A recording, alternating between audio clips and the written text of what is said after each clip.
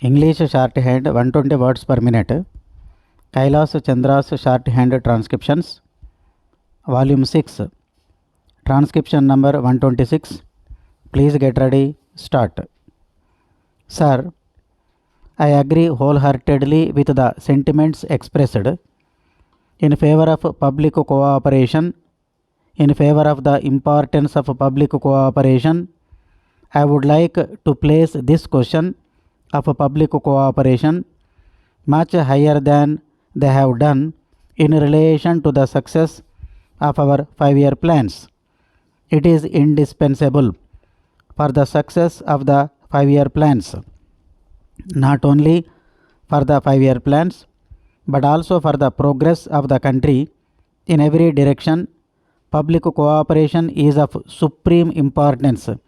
When we think of a plan, usually it occurs to us that the requisites for the successful implementation of it are materials, machines, financial resources, and personnel. Of course, personnel is very important, trained personnel of all categories. But I personally feel that there are those other things less tangible which are of even greater importance. When these have been secured adequately, those other things will follow. They are a sense of unity in the country, a sense of discipline in the country, and enlightened and enthusiastic cooperation of the people in all the various development programs and the various schemes for the building up of the country. Therefore, I think that a discussion of the question in this house has been of a very great assistance. We think of the people merely as if they are beneficiaries of the plans. They are much more than that. They are, of course, the collaborators and makers of the plans. And it is only when we succeed in securing that realization on the part of the people and get effective contribution from the people on that basis that things really will start moving very much more quickly than they do now. Our whole concept of public cooperation is very limited. We think of only people attending our meetings and of a little Sramadan here and there. The idea of public cooperation is very much deeper than that. It is much more fundamental. There are millions of people in the country who are in the fields, factories, and offices. The moment they begin to see that it is on a little better work, harder work on their part that the progress of this country depends, that realization itself will make for greater, quicker, and accelerated progress. As was pointed out by one honorable member, it is a question of attitudes.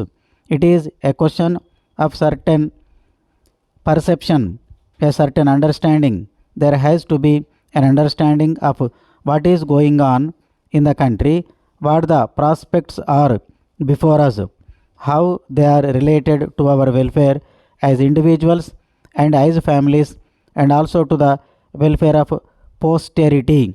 There is also something more than this intellectual appreciation. It is an emotional link with all that is happening. Public cooperation, therefore, has to be understood in that sense.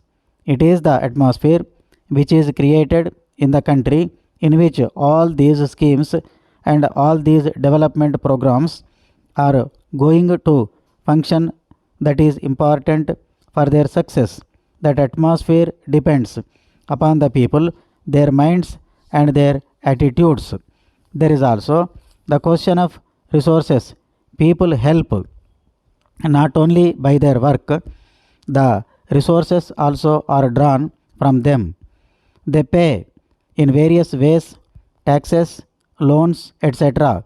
If we want to set up our development, investment has to be increased. The resources for the public sector and the private sector come from the savings of the community. This means economy and avoidance of wasteful expenditure. One honorable member said that austerity should not be restricted to the workers only. I never said that austerity should be practiced by the poor workers. I have always fought for higher wages for them. Certainly, if we see that there is a small number of people who are rich, well, that small number also has to be called upon to avoid ostentatious expenditure and avoid wasteful consumption and wasteful expenditure when we are thinking of a more equitable distribution and putting more money in the hands of a larger number of people. It is not only the savings of a few that are going to push up the resources needed for the plan. Let it be very clear, it will have to be the savings of larger numbers of the community that will make the plan a success. Of course, it is always understood that those who are at the lowest rung of the ladder certainly have nothing to spare, but at various levels beneath that of the people who may have crores and many lakhs, there are various groups whose savings are required. And if we are to go away with the impression that it is only the income tax payer and the rich whose savings and whose austerity are going to be sufficient, then it is not going to be so.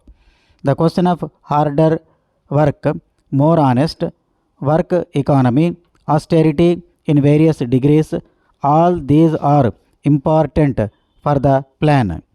There is the question of the sense of discipline, of how we behave towards each other and how we provoke each other.